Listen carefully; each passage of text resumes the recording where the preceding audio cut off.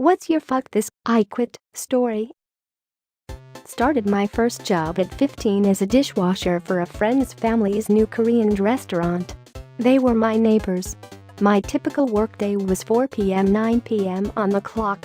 Afterwards I was expected to stay and help close shop, and instead of getting paid for those extra 3 hours I was given a meal for compensation. To be fair, there are laws prohibiting minors from working too long or too late, and honestly I didn't mind it as the food was incredible. After about a year I'm now 16, and due to the minimal wait staff I was expected to work as a waiter busboy in between dishes. Fair enough, I was getting sick of the same old anyways.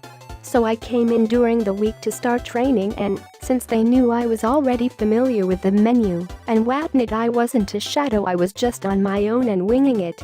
I made a mistake, i.e. not remembering super salad, so I went back upstairs to ask, and when I returned with my answer I was insulted by my manager for not taking this seriously enough. Alright. A couple months go by, and I'm waiting tables and dishwashing all while being micromanaged by my manager. Well, one weekend a Mardi Gras parade was being held downtown, where the restaurant is located, so it'd easily be one of our busiest days that year. I was scheduled for 4 p.m. 10 p.m., but they asked if I'd come in that morning around 8 or so. About an hour or two into my new shift there was a mountain of dishes I was being expected to maintain, while also waiting tables. My manager walks into the back where I am, and the dialogue goes like this: "Leif, what are you doing?" "Washing dishes."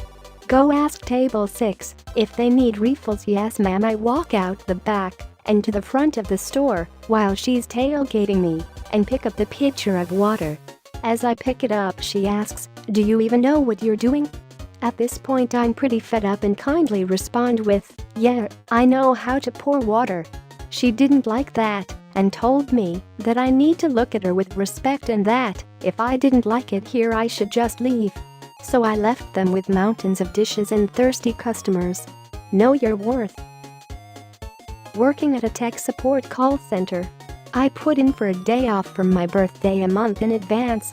Boss forgot to process my request and said I couldn't get it off when I asked about it closer to the date, saying something about time off requests being locked due to upcoming trainings. Those trainings were 2 weeks after my birthday. I interviewed for a corporate accounting role because public accounting was much less pay and a lot more hours. Was told in the interview that it would show up between 8 to 9, leave between 4 to 5. There'd be no more working late nights or having to work on weekends, which was great. I took the job and within 2 months realized they were lying through their teeth. First off, there was absolutely no training on their processes. I was given enough work for 3 people with no direction on how to do it. My manager was so scatterbrained, he could never give me any help when I asked. No one talked for 8 hours a day, and it was just an unbelievably bad work culture. I'd get to work usually at 8:30 and leave at 4:30 while eating lunch at my desk. I came in one day and was told, "Since you're leaving so early, I can only hope you're working from home." Then the next week, we're told we have to come in for a full day Saturday because we had New Year's Day off that Monday. My final straw was when I left at 2:30 one day for a doctor's appointment. When I came in the next day, my manager pulled me into a room and said that I didn't have enough accrued PTO to do that, and he was going to dock my pay in a salaried position. Went in the next day, told him it wasn't working out, and put my 2 weeks in. On my last day, he told me I could leave at 11:30, so I did.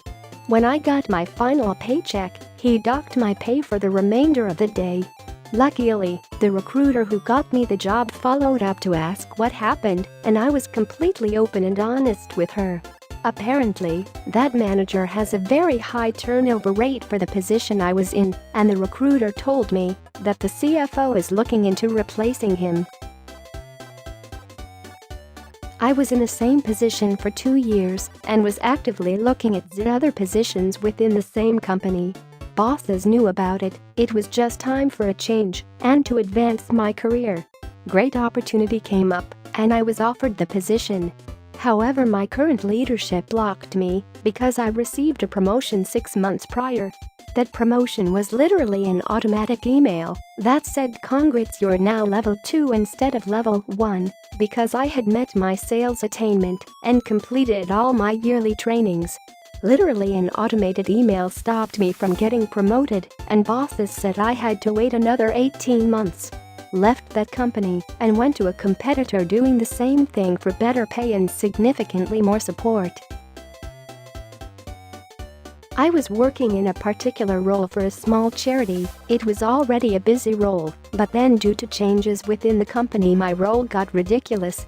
I was the senior manager looking after the budgets and accounts and acting as an accountant, so suddenly had to teach myself all about charity tax law, which is not easy. I was managing marketing, media, communications, strategic implementation, a reception and all customer service, a physical and online shop, 10 members of staff, legal compliance including insurance and data protection, health and safety, HR, reporting and end-of-year audits, preparing papers for and attending trustee meetings, procurement as well as general meetings, to the point where my job had gone way beyond my original job description anymore.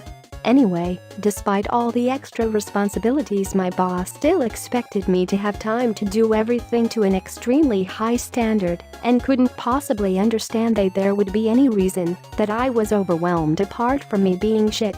Strange how everyone in that place also complained about being overworked, and that at one point the staff were going to go to the trustee board to see if they could get him replaced. It was always everyone else's fault.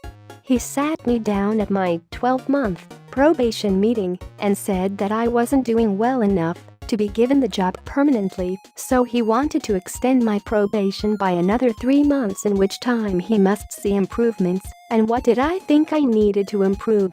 I said that I had been telling him for months what I needed to improve, which was for him to take the fact that not everyone was overworked seriously, and his expectations of what a human being could achieve were ridiculous at best, which was apparently never going to happen, so I quit. He said he didn't want that. I said I did, and just quit. It had been on my mind for a while, but that pushed me over the edge. A part of me wanted to stay, to go to the probation hearing and let everyone in HR know exactly what he was like, but I was just so done with the whole thing.